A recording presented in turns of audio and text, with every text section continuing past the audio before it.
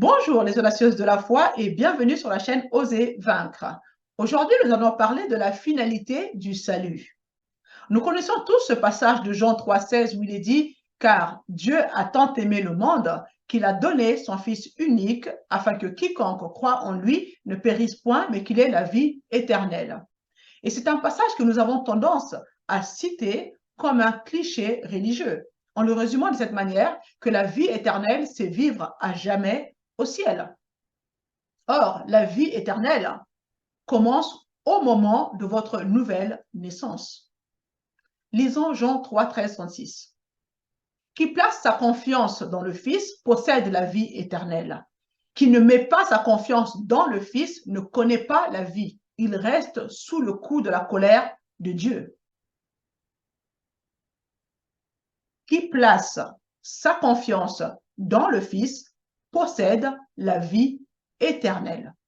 C'est écrit au présent, pas au futur. Vous voyez? Donc, la vie éternelle, c'est maintenant.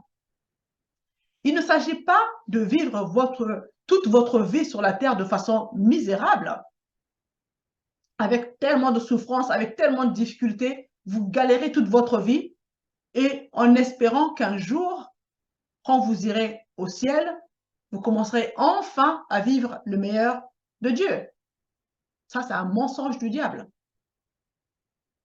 Vous voyez, ce n'est pas ça la vie éternelle. Parce que j'ai déjà entendu des gens dire « Oh oui, c'est pas grave, ce que je vis, je le supporte, c'est pas grave, ça ira mieux quand je serai au ciel. » Pardon? Ben, il y a des gens qui vivent 100 ans quand même. Et d'ailleurs, la Bible nous dit que Moïse a vécu 120 ans. Il n'était pas dans une meilleure alliance par rapport à nous. Donc, le minimum qu'on devrait vivre, si ce n'est pas la maladie qui vient nous détruire, si on laisse bien évidemment la maladie nous détruire, parce que normalement, on a autorité sur la maladie. On a la victoire sur la maladie, parce que Jésus s'est déjà chargé de tout ça. Donc, normalement, selon la Bible, le minimum qu'on devrait vivre, c'est 120 ans. Mais bon, vivre 120 ans et être à la charge des gens, c'est pas non plus cool, quoi. Parce qu'il ne faut pas non plus pourrir la vie des gens en devenant une charge pour les autres. Mais voilà, donc c'est pour vous dire que vous ne pouvez pas passer 90 ans de votre vie dans la galère, dans des difficultés, en vous disant, un jour, quand j'irai au ciel, ça ira mieux. Non, ce n'est pas ça, la vie éternelle que Jésus est venu nous offrir. Pas du tout. Lisons Jean 17, verset 3. Or, la vie éternelle consiste à te connaître, toi, le seul vrai Dieu, ainsi que celui que tu as envoyé, Jésus-Christ. Le mot connaître évoque une connaissance personnelle, une intimité expérimentée. Vous voyez, dans le sens biblique, il est question d'intimité à l'image d'une relation entre un homme et une femme. C'est donc une vraie relation intime. Vous voyez, nous avons été réconciliés avec Dieu le Père par la mort de Jésus-Christ, afin que nous puissions avoir cette relation intime avec Dieu le Père dans cette vie présente et non pas seulement dans l'avenir. Ça commence maintenant. C'est cela la finalité du salut. Cette vision des choses a été beaucoup banalisée dans les églises en disant « Répondez-vous, sinon vous irez en enfer ». Ou alors « Naissez de nouveau et évitez l'enfer ». Comprenez que ceci n'est pas une évangélisation dynamique. Il est vrai que si la personne ne reçoit pas Christ, ira en enfer. Mais d'après les Écritures, là n'est pas le véritable but de l'évangile. Vous voyez? Si vous avez reçu le pardon de vos péchés, juste pour échapper de justesse à l'enfer, alors vous n'avez pas encore véritablement expérimenté le but du salut. Parce que le salut complet vous permet de vivre une relation intime avec Dieu qui devient en quelque sorte votre confident, votre meilleur ami, votre conseiller, la personne la plus proche de votre vie. Vous voyez? C'est le sens profond de la vie éternelle. Ce n'est pas dans le futur, c'est maintenant que vous devez vivre cette relation avec Dieu. Le péché est ce qui a créé la barrière entre Dieu et l'humanité. Et Jésus est venu ôter cette barrière à tout jamais. Vous voyez? Donc, la raison première de la venue de Jésus-Christ ne consistait pas simplement à vaincre le péché, mais il était venu dans un premier temps pour rétablir notre relation personnelle avec Dieu le Père. Parce que le péché, justement, créait cette barrière avec Dieu. On ne pouvait pas rentrer en contact avec lui. Dieu étant 3 fois saint, nous étant revêtus de la nature de péché, c'était impossible de créer cette connexion. Et donc, Jésus est venu traiter le péché, mais son objectif était de nous réconcilier avec son Père. C'est ça la vie éternelle que Jésus est venu nous offrir. Est-ce que ça a du sens? Vous voyez, en général, notre relation avec Dieu est assez superficielle dans l'ensemble et souvent égocentrique, il faut le dire. Seigneur, j'ai besoin de ci. On fait appel à Dieu juste pour formuler nos requêtes. On a besoin de ceci, on a besoin de cela, etc. Mais comprenez que Dieu est fidèle. Il désire votre cœur, pas vos services. Parce que s'il a votre cœur, il sait qu'il aura tout le reste. Quand vous aimez vraiment quelqu'un, vous n'avez pas besoin de supplier la personne pour que cette personne puisse vous rendre service. Ça découle de la relation. C'est normal. Vous voyez? Dieu, ce ne sont pas vos services qu'il cherche, c'est votre cœur. C'est donc de faire des efforts dans le but d'obtenir ses faveurs ou d'être digne devant lui, etc. Ça ne sert à rien tout ça. Vous voyez? Cherchez-le de tout votre cœur avec amour. Apprenez à connaître ce Dieu véritable qui est venu faire sa demeure en vous. Faites connaissance avec ce Dieu. Il n'est pas loin. Parce que souvent, nous avons tendance à garder cette image que Dieu, il est au ciel, donc il est super loin. Je dois faire beaucoup de prières pour qu'il puisse se rapprocher de moi. Non, il s'est déjà rapproché. Il est venu habiter en vous. Que vous soyez consciente ou non, il est en vous. Vous voyez? Et Jésus nous dit, je crois que c'est dans Jean 14, 16, ou Jean 16, 14, je ne sais plus trop, où il dit qu'il demeure en vous éternellement. Il ne s'en va pas. Le Saint-Esprit est venu faire sa demeure en vous.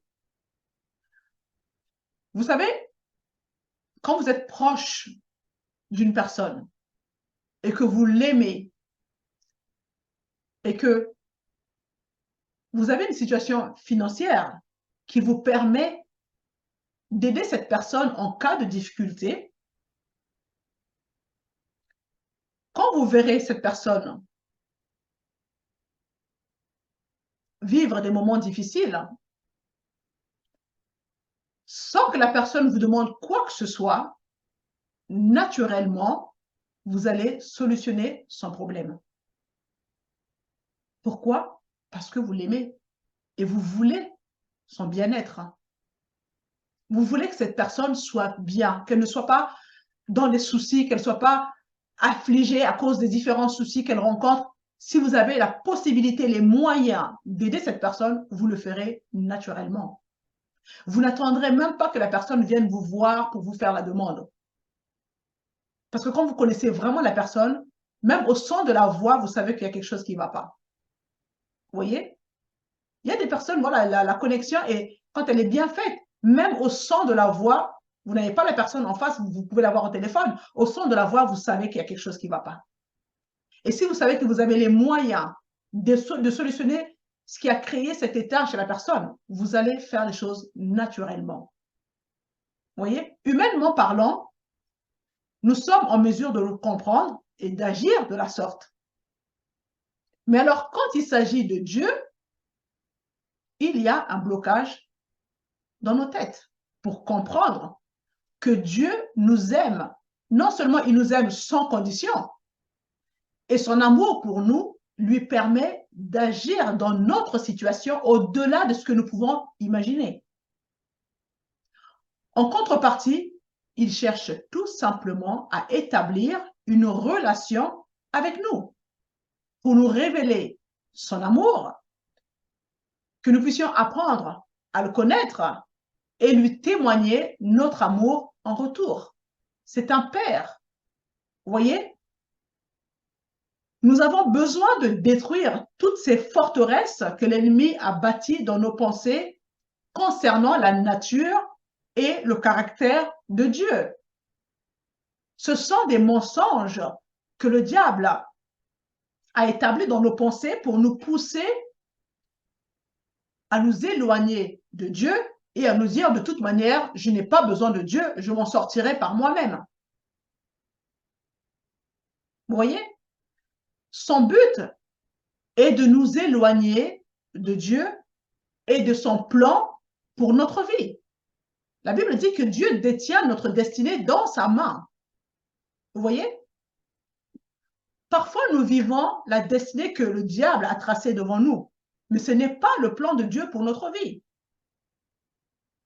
Donc, plus le diable vous maintient loin de Dieu, ben, plus vous ne vivrez pas le plan de Dieu, votre destinée céleste. Vous ne la vivrez pas parce que vous serez éloigné de Dieu. L'Église, dans son ensemble, a diminué la valeur du salut de Jésus-Christ, au point que la plupart des gens viennent au Seigneur pour des raisons égoïstes, surtout pour échapper de justesse au jugement de Dieu. Parce que nous le savons qu'il y aura un jugement. Lorsque les gens entendent qu'ils doivent venir à Dieu pour échapper à l'enfer ou que Dieu pourvoit à tous leurs besoins, ils exercent leur foi que pour ces objectifs-là. Vous voyez? Puis, en prospérant, ils oublient Dieu parce que c'est là le salut qui leur a été prêché. Dieu est devenu pour ces personnes une assurance incendie. Pas le Dieu de leur salut. Vous comprenez? Ces convertis ne consacrent pas beaucoup de temps aux choses de Dieu, encore moins accorder du temps à Dieu. Ils s'accrochent du mieux qu'ils peuvent, juste assez pour traverser les portes du ciel au cas où. Vous voyez un petit peu le schéma? Mes sœurs, nous devrions vanter aux gens la grandeur, la bonté de la grâce de Dieu et annoncer l'amour de Dieu pour ces personnes, que celui-ci n'est pas en colère. Dieu n'est plus en colère, il n'impute plus les péchés aux hommes. Vous voyez? Il me semble que c'est 2 Corinthiens 5, 19 qui en parle. Le problème du péché a été traité. Il n'y a plus de châtiment grâce à ce que Jésus a fait. Nous devons prêcher ces vérités. C'est alors que les gens viendraient en masse nous rejoindre dans cette grande famille de Dieu. Au lieu de cela, les gens entendent « Répondez-vous ou vous irez en enfer ».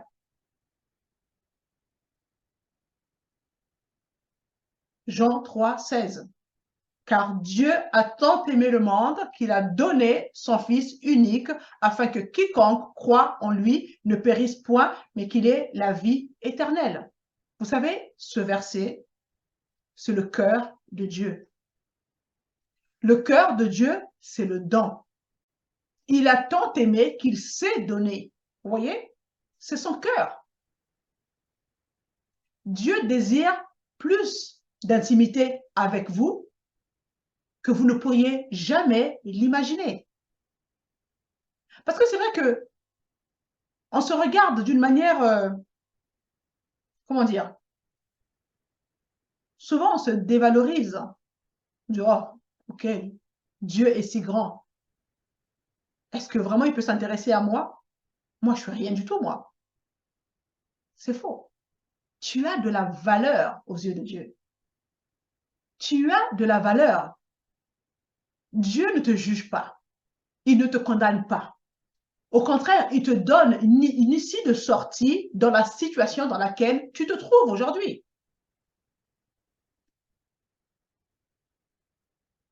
Si tu es né de nouveau, ma sœur, Dieu te voit en esprit. Et dans l'esprit, tu es juste, tu es parfaite, tu es digne de pouvoir t'approcher de lui avec assurance. Cesse de te regarder à travers tes échecs, à travers tes manquements. En fait, ce n'est pas ce que les gens disent de toi qui te définit. Ne te regarde pas dans la chair. Ce n'est pas le vrai toi. Le vrai toi est esprit. Ta relation avec Dieu se passe d'esprit à esprit. Dieu le Père, le Tout-Puissant, veut passer du temps en ta compagnie. Parce qu'il t'aime. Il veut ce qu'il y a de meilleur pour toi. Tu es précieuse à ses yeux. Lisons la parole de Dieu. Voilà à quoi ressemble encore le royaume des cieux. Un marchand cherche de belles perles. Quand il en a trouvé une de grande valeur, il s'en va vendre tout ce qu'il possède et achète cette perle précieuse. Ma sœur, tu es cette perle précieuse qui était enfouie dans les ténèbres et enfin Dieu t'a retrouvée. Dieu ne s'intéresse pas tant à ce que vous faites qu'à ce que vous êtes. Plus que votre service, c'est vous qu'il veut. Le service ne remplace pas la communion. Vous avez été créés pour le plaisir de Dieu. Il vous aime et il veut vous le prouver, vous voyez, afin que, à votre tour, vous puissiez lui exprimer votre amour en retour. Votre service pour lui devrait être un sous-produit de votre relation intime avec lui. Offrir votre service à Dieu sans votre cœur déplaît à Dieu. Il vous veut plus que tout. Vous êtes ce qu'il y a de plus précieux à ses yeux. Amen. C'est cela la finalité du salut. J'espère que ça vous a encouragé, exhorté. Partagez la vidéo autour de vous pour bénir quelqu'un d'autre. Abonnez-vous si ce n'est pas encore fait et je vous dis à la semaine prochaine.